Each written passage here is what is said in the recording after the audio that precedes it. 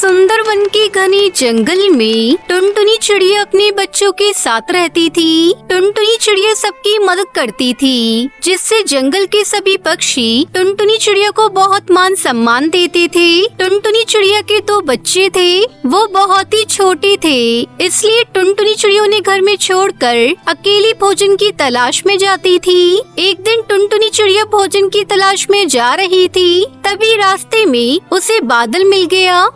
अच्छा हुआ तुम मुझे रास्ते में मिल गई। मैं पास वाले जंगल से आ रहा हूँ, वहाँ मैंने बारिश कर दी है और अब मैं पानी पीने जा रहा हूँ। 2 दिनों बाद तुम्हारे जंगल में भी पानी बरसाने आऊँगा। तुम जाकर सभी पक्षियों को मेरा संदेश दे देना कि मेरे आने से पहले वो सब अपना अपना घोंसला मजबूत कर लें। अब मैं चलता हूँ। ठीक है बादल भैया, मैं सारे पक्षियों को बता दूंगी। फिर बादल वहाँ से चला जाता है और चिड़िया भोजन की तलाश में चली जाती है। शाम को चिड़िया सारे पक्षियों को बताने उनके घोंसले में जाती है। हरी काका, ओ हरी काका, बादल का संदेश है। 2 दिनों बाद वो हमारे जंगल में बारिश करने आ रहे हैं। आप अपना घोंसला मजबूत कर लो। ठीक है चिड़िया बहन, मैं अभी से ही लग जाता हूँ अपना घोंसला मजबूत करने में। उसके बाद टुनटुनी चिड़िया कालू कौवे के पास जाती है, जो कि एक पेड़ पर आराम कर रहा था। कालू भैया, ओ कालू भैया, आपको बादल का संदेश देना है। क्या बात है टुनटुनी, जल्दी बताओ, मुझे बहुत जोरों की नींद आ रही है। कालू भैया, 2 दिन बाद बादल भैया हमारे जंगल में बारिश करने आ रहे हैं। उन्होंने सभी पक्षियों को अपना घर मजबूत करने को कहा है। लेकिन मेरा तो कोई घोंसला ही नहीं है। अगर आपको कोई घोंसला बनाना हो तो जल्द से जल्द बना लो, फिर 2 दिन बाद बारिश हो जाएगी। देखो टुनटुनी, अपने घर की चिंता करो, जंगल में कोई बारिश नहीं होगी। चलो जाओ यहाँ से और मुझे सोने दो। कालू भैया, आपको समझाने को कोई फायदा नहीं। खैर मुझे क्या, मुझे तो संदेश देना था बादल भैया का, जो मैंने आपको दे दिया। जल्दी 2 दिन बीत गए। टुनटुनी चिड़िया बच्चों के लिए भोजन लेने जंगल में गई थी। बच्चे घर में अकेले थे। उधर कालू कौवा टुनटुनी चिड़िया से जला भुना बैठा था। ये टुनटुनी तो अपने आप को बहुत ही समझदार समझती है। 2 दिन बीत गए पर बारिश का कहीं नामो निशान नहीं। टुनटुनी अपने मजबूत घोंसले पर बहुत इतराती फिरती है। आज मैं इसका घोंसला ही तोड़ दूंगा, ना रहेगा घोंसला और ना ही ये टुनटुनी इतराएगी। अब कालू कौवा टुनटुनी चिड़िया के घोंसले में जाता है। बच्चे वही डाल पर खेल रहे थे। फिर कालू कौवा टुनटुनी चिड़िया के घोंसले को तोड़ने लगता है। तभी उसके बच्चे घर टूटने की आवाज सुनकर डर जाते हैं। आप हमारा घोंसला क्यों तोड़ रहे हैं? हम कहाँ रहेंगे? मम्मा भी घर में नहीं है। आप जाओ यहाँ से। चुप कर पिद्दी चिड़िया, जब तेरी माँ आए तो बता देना तेरे इस घोंसले को कालू ने तोड़ा है।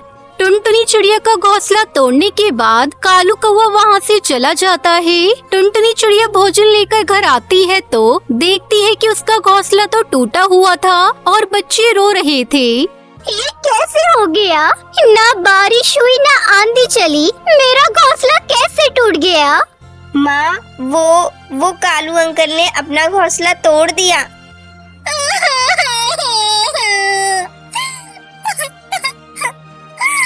मैंने कालू भैया का क्या बिगाड़ा था जो उन्होंने मेरा घोंसला तोड़ दिया? इतनी जल्दी मैं कैसे अपना दूसरा घर बनाऊं?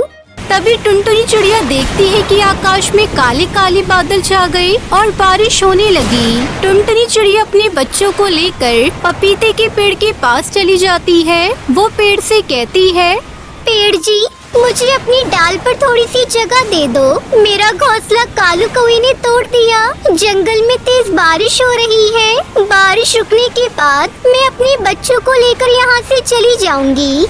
हाँ चिड़िया, तुम मेरी इस पेड़ की डाल पर जब तक चाहो आराम से रह लो। इस डाल पर बारिश भी तुम्हारे पास नहीं आएगी।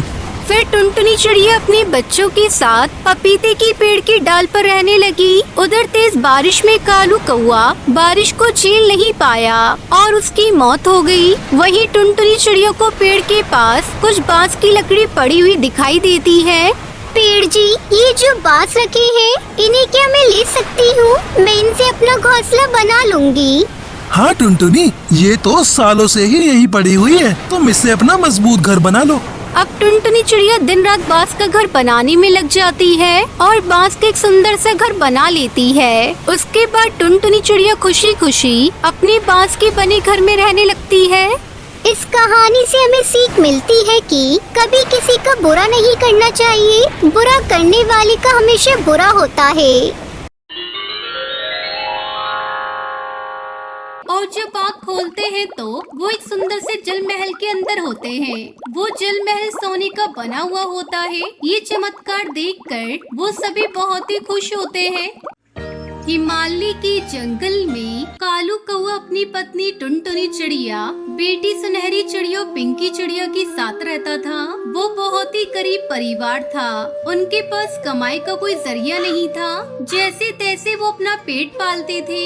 एक दिन वो सभी खाना खाने बैठते हैं तो टुनटुनी चिड़िया सबको खाने में दाल की खिचड़ी देती है। ये देखकर उसका पति कालू उससे कहता है, अरे टुनटुनी, ये क्या दाल खिचड़ी क्यों परोसी है? कोई सब्जी या रोटी क्यों नहीं बनाई?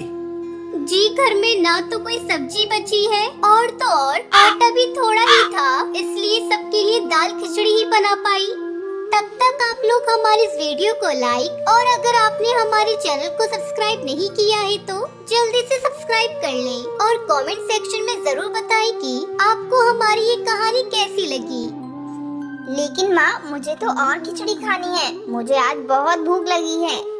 ये ले मेरी बच्ची, तू मेरी खिचड़ी खा ले।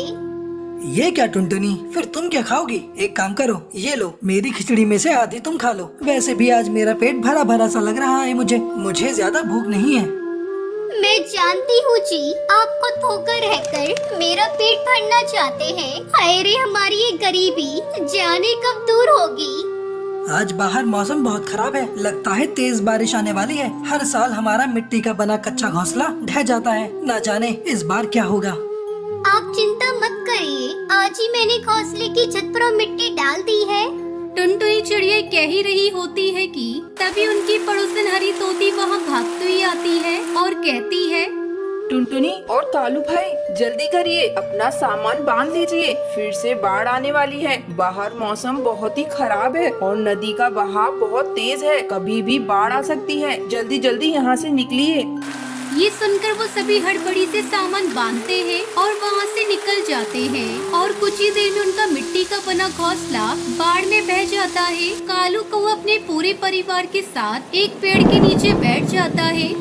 हे भगवान, ये तू हमें कैसी सजा दे रहा है जो हर साल आप हमारे बनाए हुए घोंसले को बाढ़ में बहा देते हो। कई दिनों की मेहनत से तैयार किए गए मिट्टी के घोंसले को आपने पल भर में ही गायब कर दिया। पता नहीं हम गरीबों की किस्मत में इस ऊपर वाले ने क्या लिखा है। मेरे बच्चों तो की मत हो, ऊपर वाले के घर में देर है अंधेर नहीं। तुम सब हौसला रखो। लेकिन माँ, अब हम कहाँ रहेंगे? फिर से हमें नया घोंसला बनाना होगा। टुनटुनी चिड़िया रो रही होती है कि तभी सुनहरी को प्यास लगती है और वो अपनी माँ से कहती है, माँ, मुझे बहुत तेज प्यास लगी है। टुनटुनी चिड़िया नदी से एक पत्ते में पानी भरकर उसे पानी पिलाने लगती है। तभी उसकी आंखों से बहते हुए आंसू नदी में गिर जाते हैं और वहाँ जल परी प्रकट होती है। नन्ही चिड़िया, बस कर, अब और मत रो। मेरे कारण बार बार बाढ़ आकर तुम्हारा बनाया हुआ घोंसला तोड़ देती है। इसलिए अब मैं तुम सबको ऐसा वरदान दूंगी कि अब कोई बाढ़ या तूफान तुम लोगों को परेशान नहीं कर पाएगा। मैं तुम लोगों को ऐसी धन दौलत दूंगी कि जिंदगी भर तुम लोगों को किसी चीज की कमी नहीं हो पाएगी। अब से तुम सब इस नदी में बने सुंदर जल महल में ही रहोगे। वहाँ तुम्हें ऐशो आराम की हर जरूरत मिलेगी। तुम सबको जब भी इस नदी के अंदर आना हो तो अपने सिर को इस नदी में डुबा देना। तुम सब उसी पल जल महल के अंदर पहुंच जाओगे। लेकिन हाँ, तुम्हें खाने पीने की वस्तुओं को लेने बाहर आना होगा। ये कहकर लाल परी गायब हो जाती है। लाल परी की जय, लाल परी की जय। लगता है अब हमारी सभी समस्याएं दूर हो जाएंगी। चलो ना माँ, मुझे वो जल महल देखना है। ठीक है चलो। ये कहकर वो सभी एक साथ आंखें बंद करके अपना सिर नदी में डुबाते हैं और जब आँख खोलते हैं तो वो एक सुंदर से जल महल के अंदर होते हैं। वो जल महल सोने का बना हुआ होता है। ये चमत्कार देखकर वो सभी बहुत ही खुश होते हैं। माँ, आप तो बिल्कुल रानी लग रही हो। अरे बेटा, तू भी किसी अमीर चिड़िया से कम नहीं लग रही है, नजर ना लगे। हमारे अलावा यहाँ है ही कौन जो किसी की नजर लगेगी। चलो शुक्र है यहाँ कम से कम वो बबली कबूतरी नहीं है जो सारा दिन अपनी बकबक से मेरे कान खा जाया करती थी। अब तो मैं यहाँ चैन से रहूंगी। पर माँ यहाँ तो टीवी नहीं है और मेरा डांस देखने का बड़ा मन है। हाय रे, मेरे बच्चे को डांस देखना है। रुक, अभी तेरी माँ तुझे करके दिखाएगी। आज तेरी माँ बहुत खुश है। अरे भाई, तुम सभी का नाच गाना हो गया हो तो अब जरा पूरे महल को देख लें। और इस तरह टुनटुनी का परिवार अपने सारे दुख भूल चुका था और खुशी खुशी इस महल में रहने लगते हैं।